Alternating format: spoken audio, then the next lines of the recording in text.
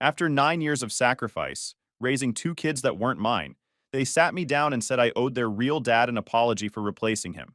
I didn't argue, I just cut off everything, packed their things, and gave them exactly what they asked for. Hey, Reddit.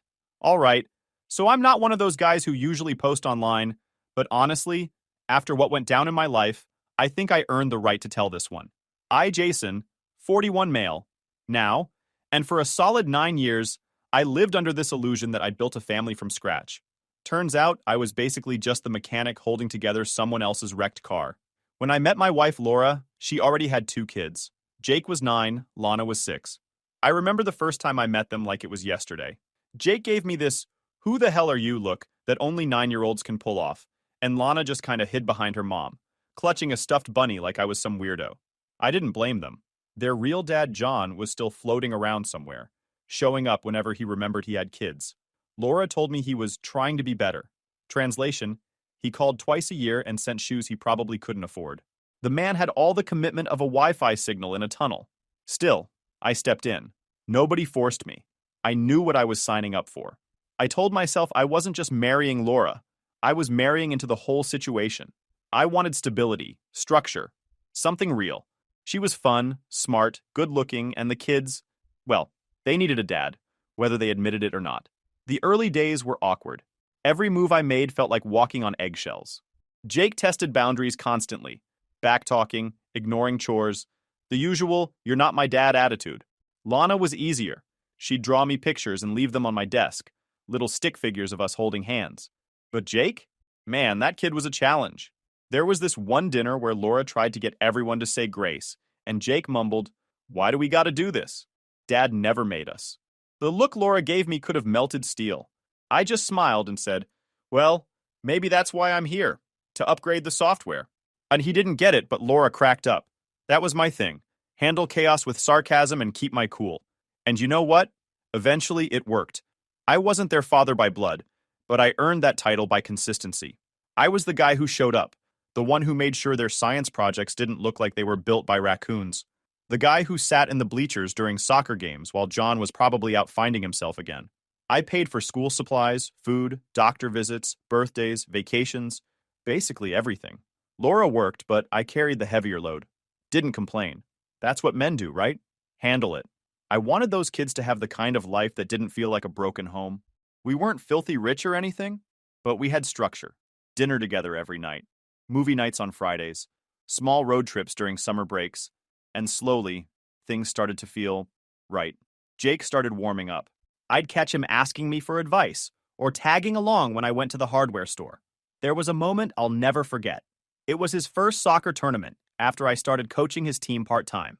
He scored his first goal, turned around, pointed right at me in the stands, and yelled, "That's my dad!" I swear if someone had told me to run into traffic right then, I would have done it smiling. That one sentence made every late-night shift and every "you're not my dad" argument worth it. John, though? That guy was like a ghost that occasionally left footprints. He'd call maybe twice a year, promising to visit soon, then vanish again. No child support, no effort. But whenever he did pop in, he'd act like some kind of celebrity. The kids would run to him because, well, he came bearing gifts and empty promises. Laura tried to pretend she was over him, but I could tell his shadow still lingered. She once said, "He's not a bad person, just irresponsible." I said, "Yeah, and I'm not broke, I just hate money." She laughed, but we both knew she was defending someone who deserved zero defense. Looking back, all the signs were there. Laura's occasional "John still deserves to see them" talks. Jake sometimes asking weird questions about what would happen if something happened to you. I just brushed it off. I figured they were curious. Kids ask dumb stuff all the time. I didn't know then that the man who disappeared for years would crawl back out of nowhere later, and that I'd be the one left cleaning up his mess all over again. But at that time, I was proud. I looked at my life and thought, yeah, I did good. The thing about kids, they didn't care about money as long as you showed up. And I showed up every damn time. One night, Laura and I got into this small argument. Nothing major, just the usual couple nonsense. She thought I was being too strict with Jake about curfews. He wanted to stay over at a friend's place for the weekend, and I wasn't fully sold on the idea because, well, I actually met the kid's parents once, and they gave off serious, "we let our 13-year-old vape in the basement" vibes. Laura rolled her eyes and said, He's growing up, Jason. You can't bubble wrap him forever. I laughed. I'm not bubble wrapping him. I'm just making sure he doesn't end up in a YouTube prank video titled Teen Loses Eyebrow in Backyard Explosion. She tried to stay mad, but I could see her trying not to laugh. We went back and forth for a few minutes, me being the practical one, her being the emotional one, until Jake, who apparently had been eavesdropping from the hallway, walked in and said, "Mom, he's right. He's just trying to help." Laura blinked. "You were listening?" "Yeah," he said, shrugging like it was no big deal. "He's stricter, but he's never wrong about stuff." Laura stared at him for a second, then sighed and said, "Fine, you win," before walking off to put Lana to bed. Jake looked at me and grinned. "You are kinda strict, though." "Yeah, and you're still alive, so you're welcome," I said, tossing him a wink. That was one of those weirdly proud moments. Not the big flashy kind, just that quiet realization that maybe, finally, I wasn't the outsider in my own house. That kid stood up for me when he didn't have to. That meant something. A few months later came the call that nearly made my heart stop. I was at work when the school phoned. Jake had been in a fight. They said fight, but when I got there, it looked more like a one-sided beating. His backpack was torn, lip busted, shirt dirty. He tried to act like it wasn't a big deal, but I could see his hands shaking. The principal started with the whole, "We're still gathering information" speech. I cut him off. "You had cameras in the hallway, right? Maybe check those before pretending it's a mystery."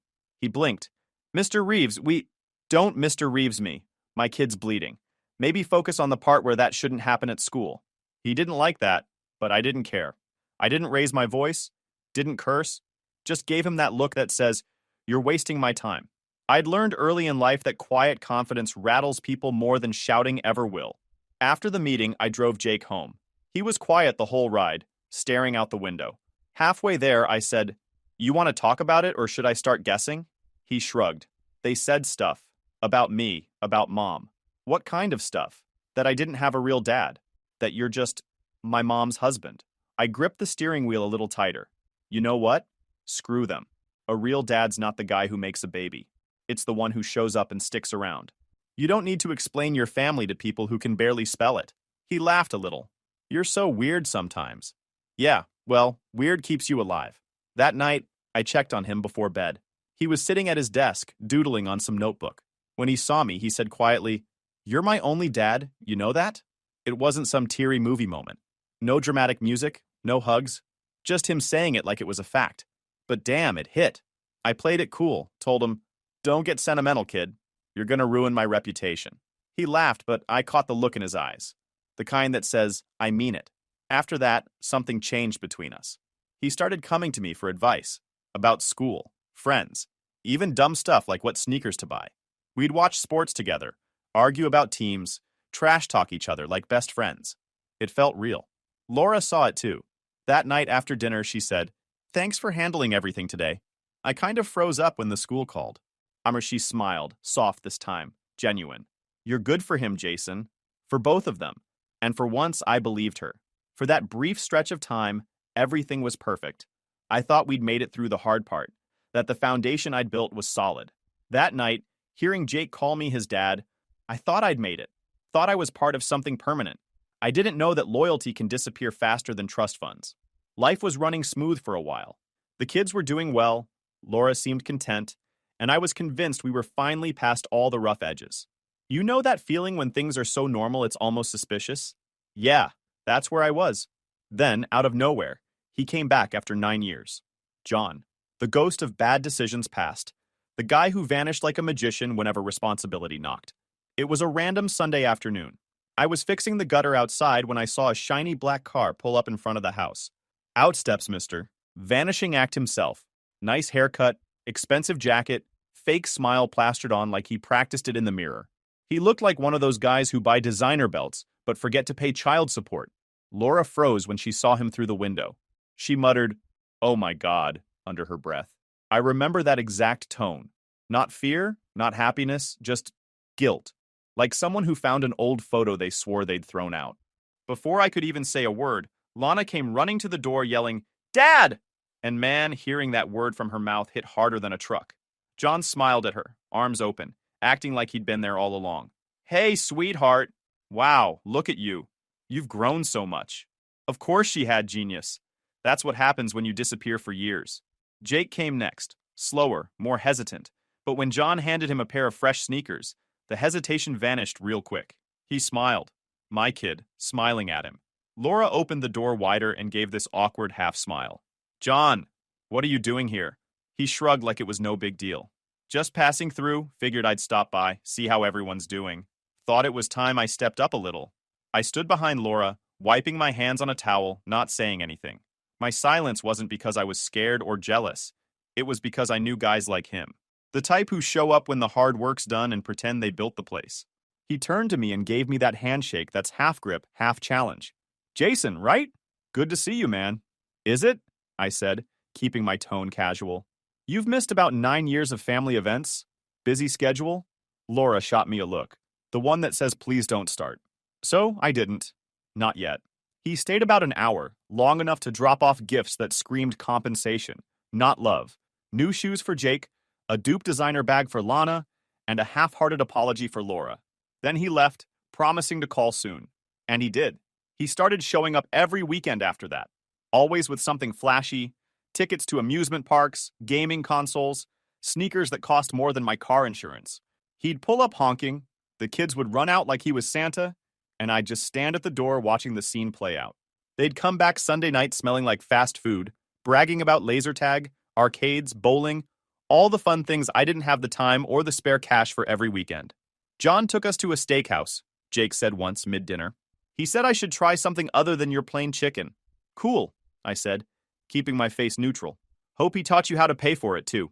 Laura gave me the please don't ruin the vibe look again. I gave her the then, maybe stop defending this clown look back. She sighed. He's trying to make up for lost time, Jason. You can't hold that against him. Making up for lost time is fine, I said. Just weird that he's only showing up when everything's already built. I do all the maintenance, he takes the victory lap. She rubbed her forehead. Please, not in front of the kids. I wasn't trying to start a war. I just didn't like watching a guy who barely existed suddenly play hero in my house. The worst part was, John didn't even hide his nosiness. He started asking me weirdly specific questions, like about the house, my job, the mortgage, the insurance. So, Jason, he said one Sunday, sipping coffee at the kitchen table like he owned the place. Must be nice having your own home. You pay it off yet? Still working on it, I said, not looking up from my laptop. Yeah, big responsibility. You got life insurance and stuff? I glanced at him. Why? You planning to take out a policy on me? He laughed too hard. The kind of laugh people do when they get caught being too curious. Nah, man, just talking. I've been thinking about getting one myself. Sure you have, champ. I brushed it off, but something felt off. You ever get that gut feeling that someone's not just asking questions? They're collecting information? That's the vibe. Weeks went by, and his pattern stayed the same. Fun weekends, fake charm, bragging about how he's turning things around. The kids started parroting his lines. Lana once said, Dad says money isn't everything, but he still paid for my nail and hair. Yeah, kid. Money's not everything, unless you use it to buy your way into someone's heart. Jake, though, was the one that really hit me. I overheard him one day on a call with his friend, talking in that casual teenage tone like he was just updating someone on life. My real dad's back now, he said. He's doing great, owns a business, has a nice car. Mom says he's finally going to take care of us. He paused for a second, then added, laughing, Yeah, our real dad's rich. He's going to take care of us later. I stood in the hallway, hearing every word. My jaw didn't clench, my eyes didn't tear up. I just stood there, frozen, because that's when it clicked. All the work, all the sacrifices, all those late nights I spent trying to give them a better life. It only took a few shiny gifts and fake promises for it to fade. Loyalty, I learned that day, doesn't just disappear. It gets bought, one expensive sneaker at a time. John wasn't just back, he was everywhere. The guy went from ghosting his kids for almost a decade to suddenly acting like father of the year. He started posting pictures online with captions like, Nothing more important than family time, conveniently leaving out the part where family time meant showing up after I'd already done all the heavy lifting. What really pissed me off wasn't that he was back. It was how quickly everyone adjusted to it. Laura started saying things like, You should be grateful they have both fathers now. Both fathers. Like this was some co-parenting fairy tale instead of a man strolling into a life I built and putting his name on the mailbox. The kids started changing too. Jake used to tell me about his day, about school, about girls. All of it. Now, everything was dad this and dad that. John took him shopping, John got him a new watch. John said he could help him get into college. Lana was no better. She started calling me Jason again. Not Dad, just Jason. And every time she said it, it felt like someone erased another year of my life with them. One night, I came home from work and found them all in the living room. Laura, Jake, Lana, sitting on the couch like they'd been waiting for me. The TV was off. That's never a good sign. Laura said, "We need to talk." My first thought was, okay, what did John screw up this time? But then I saw their faces. Not angry, not sad, cold, like I was some stranger who wandered into their house. Jake started it, voice steady but rehearsed. "We've been thinking about stuff, about how things have been all these years." "Stuff like what?" I asked, crossing my arms. He looked right at me. "You took advantage of us." I laughed. I couldn't help it. "What?" Lana chimed in, serious as a judge. "When we were little, we didn't have a dad, and you made us depend on you. You acted like we had to love you because we didn't have anyone else." Laura didn't say a word, just sat there staring at the floor. Jake kept going. "You made us feel like we owed you something, like you were some hero. But you're not. You just wanted to play dad because it made you feel important." I swear for a second I thought this was some kind of prank. I actually looked around expecting cameras to pop out. "You think I wanted to take over?" I said, trying not to lose it. "You think I worked double shifts and coached soccer for the ego boost? You're welcome, by the way, for every birthday, every doctor visit, every time your real father didn't show." Jake snapped back. "Stop calling him that. He is our real father. We're from his blood." Lana nodded. "Yeah, you were just filling in until he came back. That one hit different. Filling in. Like I was a damn temp worker in my own home." Laura finally spoke, barely above a whisper. "They're just trying to express how they feel." "Express how they feel?" I said, staring at her. "They just accused me of emotionally manipulating them. You're really gonna sit there and let that slide?" She didn't answer.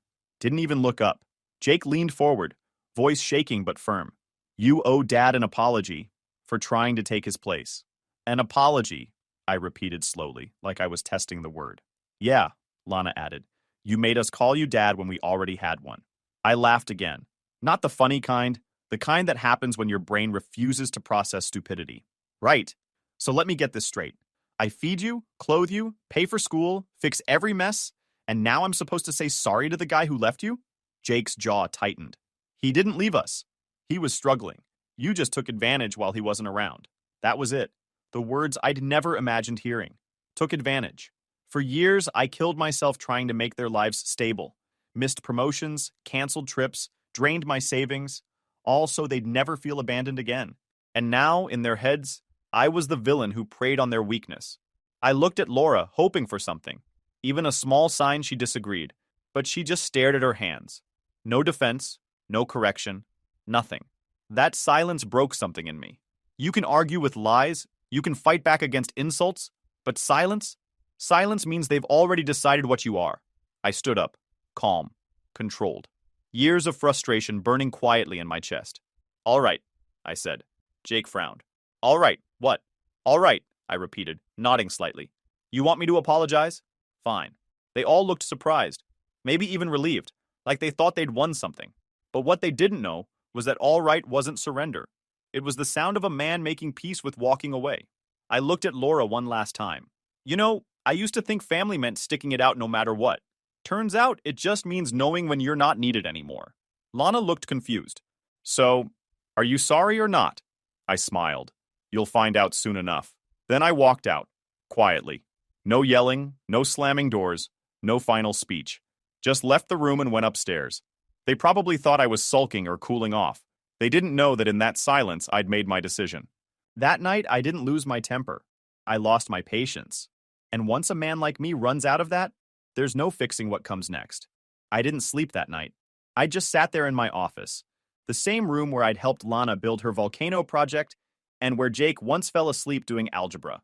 Everything in that house had my fingerprints on it, and suddenly all of it felt borrowed. When the sun came up, I didn't feel angry anymore. I felt done. There's a big difference. Anger fades. Being done? That's permanent. I made myself coffee, sat down at the desk, opened my laptop, and started cutting every tie that linked me to them, one by one. Jake's college fund? Gone. I'd been putting money in it since the day I married Laura. 9 years of saving, planning, working extra hours. I killed the $529 I owned and shut off every auto deposit. No warning, no speech, no second thoughts. Next was Lana's list of activities. Dance lessons, summer programs, all those optional things that somehow became expected. I opened my email, pulled up the receipts, and canceled every single one. Then came the credit cards, the ones Laura and the kids used freely. Lana had one linked to the App Store. Jake had his for emergencies, which apparently meant fast food and sneakers. I shut them all down. Even the small stuff. Streaming accounts, subscriptions, meal kits, family plans. All gone. Every convenience I had funded, every luxury they took for granted, wiped clean. I wasn't doing it out of spite. I was doing it because they made it clear I was no longer part of their story. I was just the background noise they'd gotten used to. Once the accounts were settled, I went to the cabinet and pulled out every document I had. Receipts, invoices, bills, tax forms. Every cent I'd spent since the day I stepped into that house. Doctor visits, school trips, braces, car repairs, groceries, all of it. It took hours, but I organized everything into a neat binder. On the cover, I wrote in bold marker, "Everything you owe."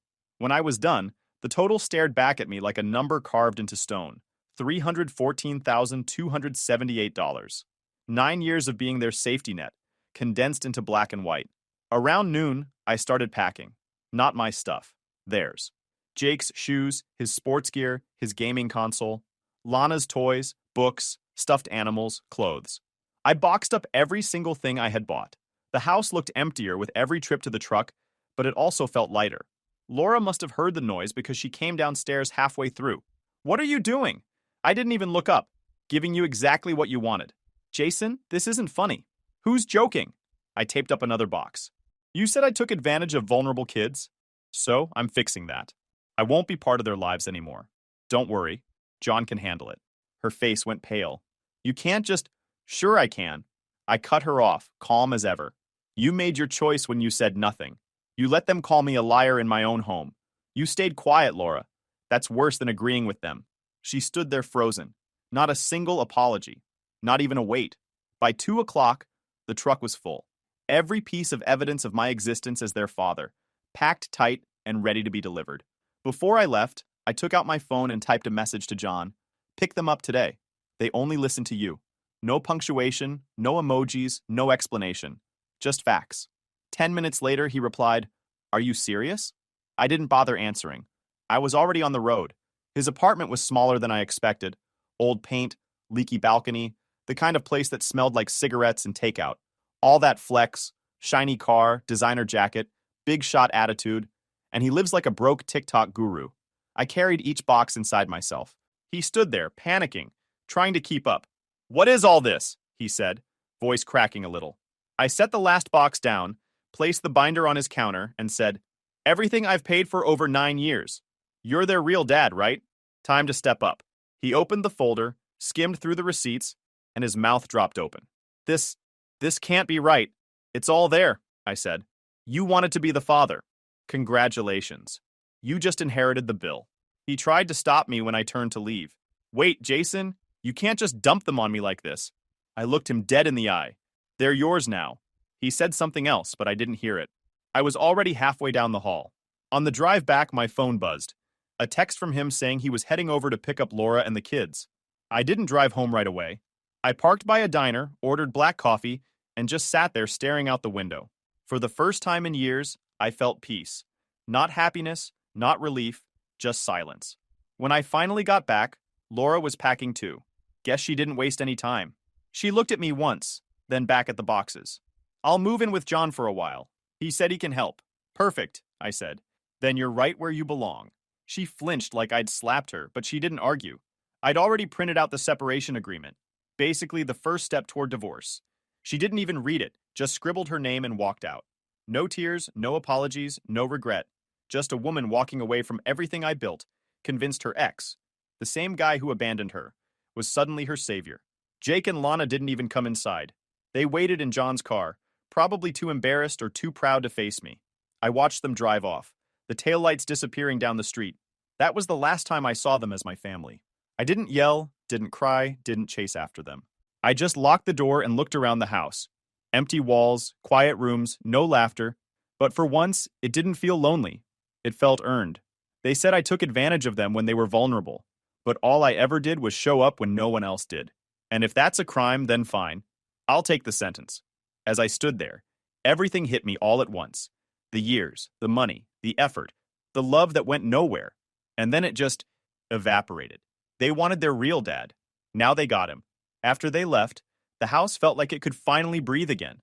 No yelling, no slammed doors, no one asking me to transfer money or fix something that broke because they ignored my advice. Just me, my coffee maker, and the quiet hum of a place that was finally mine again. The first couple weeks, I stayed busy. Went back to hitting the gym before work, cooked for myself, even fixed up the backyard shed into a small workspace. For the first time in forever, my life wasn't about managing everyone else's problems. It was about mine, and it was quiet, simple, predictable. Then, about 2 months in, I started hearing things. Not from them directly, they didn't reach out, but through people who couldn't mind their own business. A friend from my old job texted me, "Hey, isn't Laura your ex? Saw her at the store the other day. She looked stressed.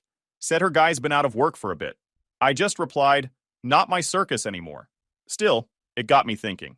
Turns out, John's comeback story wasn't holding up so well. The job opportunity he bragged about turned out to be nothing more than part-time work at a dealership. His spending habits didn't change, though. He still played the role of big man, dinners, gadgets, little splurges he couldn't afford, until the money dried up. And when the money goes, so does the fun. Word got around that Laura and John were arguing a lot. The same woman who told me I was too strict was now complaining that John was too unreliable. Life's got a sense of humor like that. Jake, from what I heard, quit talking about college completely. The kid who once dreamed of being an engineer was now flipping burgers to help his real dad with bills.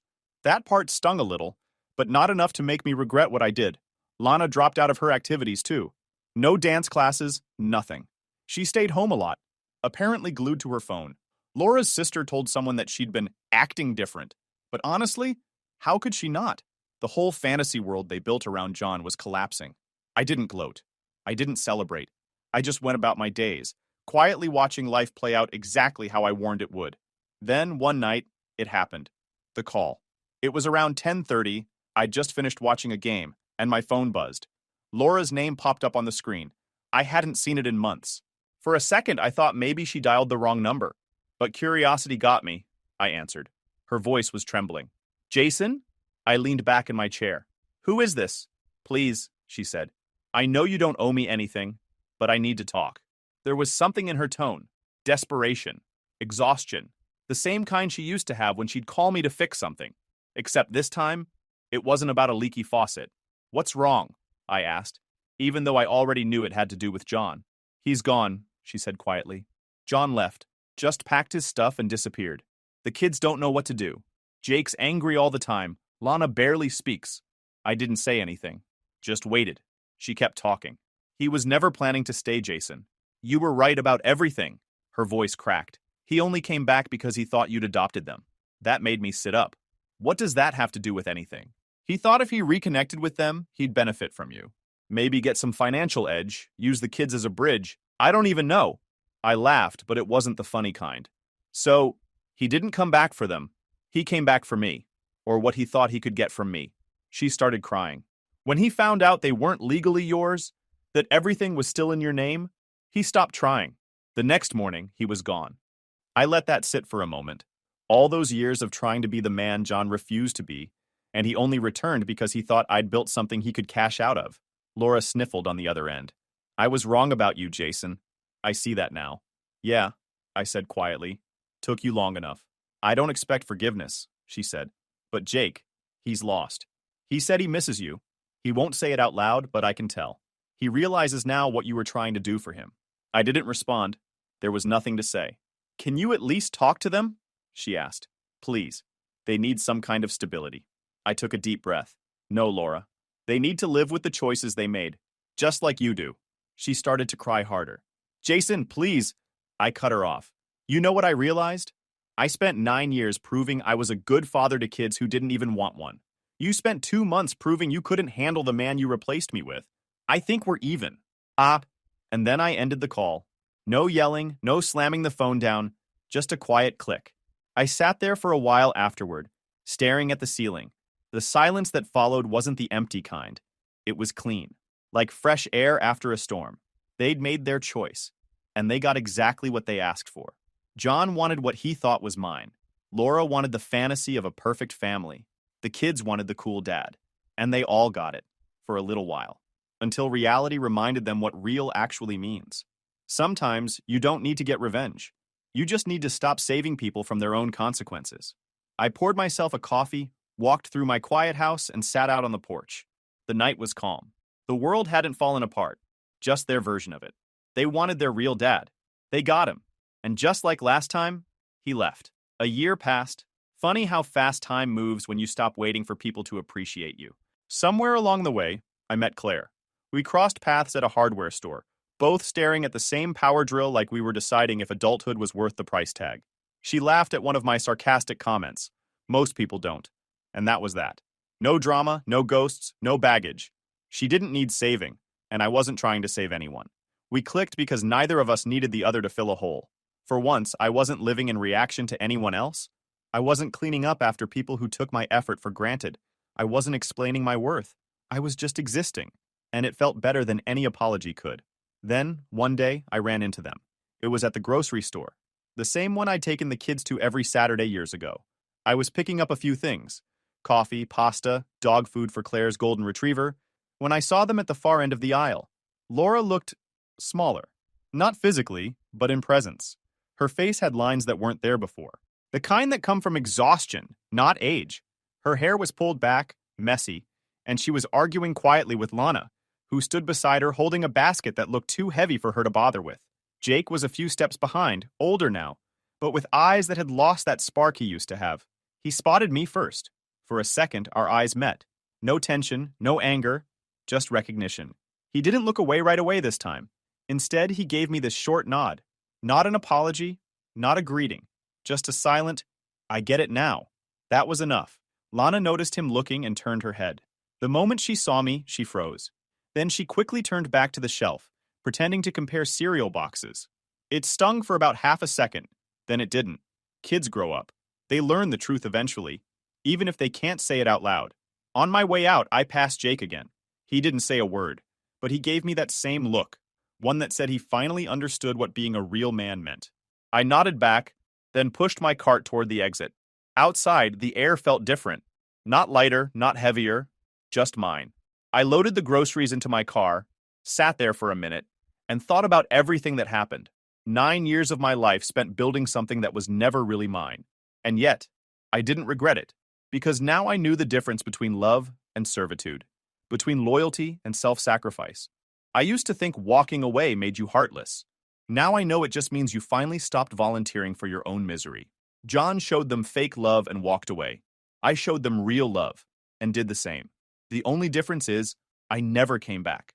And that, right there, is the piece I was looking for all along. YouTube just dropped this new hype feature. If you're hooked on this story, smash that hype button. It tells YouTube this video deserves to blow up, and it keeps even crazier stories coming your way.